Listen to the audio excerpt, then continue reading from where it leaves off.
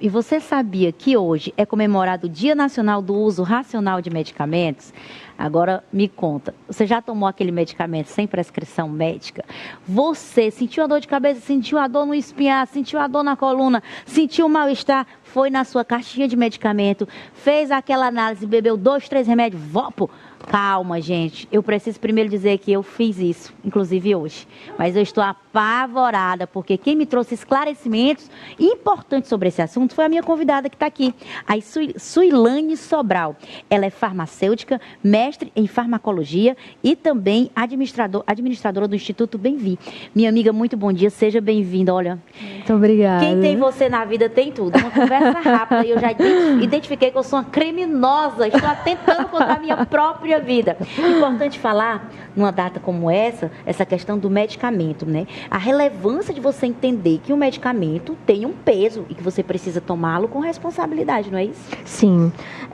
Quando a gente fala em prescrição de medicamento ou em tomada de medicamento, a gente tem que pensar a curto, a médio e a longo prazo, né? E aí a gente tem alguns medicamentos que são de venda livre e muitas vezes a gente toma na nossa rotina e não sabe o peso daquilo para a nossa saúde, né? Uhum. Por exemplo, a gente tem um medicamento que é muito conhecido no Brasil, que é a nimesulida.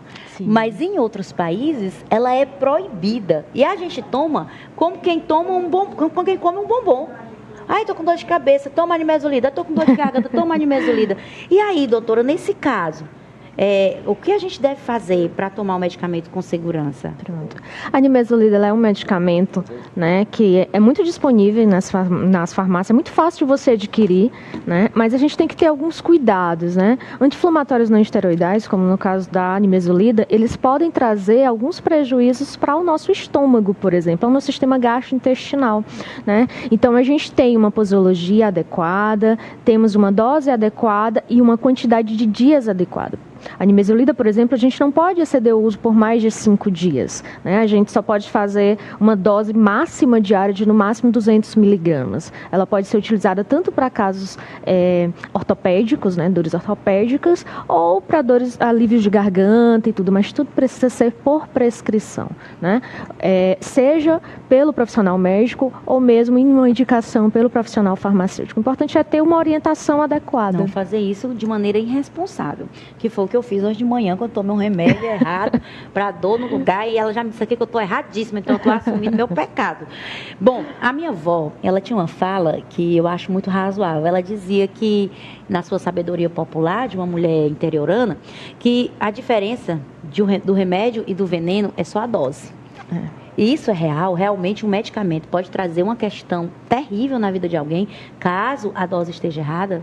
Sim, assim, eu acho que a sabedoria popular, a gente também precisa respeitar, né, o que diziam os nossos avós e tudo, até sobre o uso de alguns produtos naturais, né, os famosos chás, e a gente sabe que por mais que seja natural, né, eles também têm um potencial que pode ser maléfico ao nosso organismo quando tomado de forma errada, né? Então tem medicamentos que quando a gente faz uma ingestão muito elevada, sobre uma quantidade de dias também recorrentes, eles trazem alguns prejuízos, sobretudo para o nosso sistema renal, né? E aí, quando a gente fala de medicamentos que atingem o sistema renal, os sintomas muitas vezes são muito silenciosos e muitas vezes a gente não percebe aquilo. E quando vai perceber, muitas vezes está o sistema renal todo comprometido e a gente vai tendo perda renal, isso pode levar o paciente muitas vezes até a diálise. Então o importante é ter uma avaliação, saber o que está ocasionando aqueles sintomas e a tomada de medicamentos sem uma avaliação adequada pode até mascarar uma outra doença crônica que a gente poderia tratar no início e até obter a cura. Você acredita, doutora, que a falta de acesso aos profissionais médicos pode ter gerado isso na população brasileira? Porque hoje no Brasil nós temos o péssimo hábito, de fazer esse uso de medicamentos sem a prescrição médica. Isso acontece em outros países também, culturalmente, ou é algo mais nosso, algo do brasileiro? Olha, não acontece só aqui no Brasil, né? Ocorre em todo mundo. Aqui no Brasil a gente tem algo que nos facilita um pouco mais, que é o SUS, né? Eu sei que o SUS ele tem muitos problemas, ele precisa ainda ter algumas melhorias, mas sobretudo para a população com menos acesso à infraestrutura, menos acesso em questões financeiras, ele traz uma abertura maior à chegada desse indivíduo até a equipe médica. Mas nós temos outros profissionais de saúde que têm também um acesso mais facilitado à população, como os farmacêuticos que estão ali nas drogarias e também são profissionais que são corretamente, podem trazer orientação, podem avaliar, sobretudo os medicamentos que são isentos de prescrição, né, mas que também podem ocasionar vários malefícios à saúde. Recentemente houve inclusive uma polêmica entre o farmacêutico poder prescrever ou não. Primeiro disse que podia, depois disse que não pode mais. Agora está como essa situação do farmacêutico com relação à prescrição de medicamentos? Pronto, esse processo está em tramitação, né, ainda em fase de regularização. O importante é que, assim, o que eu costumo dizer para qualquer profissional de saúde, né, não só o farmacêutico, ele precisa de uma educação adequada em relação a qualquer assunto que seja, tá, para que ele possa vir executar aquela ação. Então, se por acaso for aprovado, né, essa resolução que permite o farmacêutico prescrever medicamentos controlados, tá? Porque assim, o farmacêutico ele já pode prescrever alguns medicamentos, sim, tá? Mas os medicamentos controlados, esse farmacêutico ele precisa ir atrás de uma maior formação, fazer uma especialização.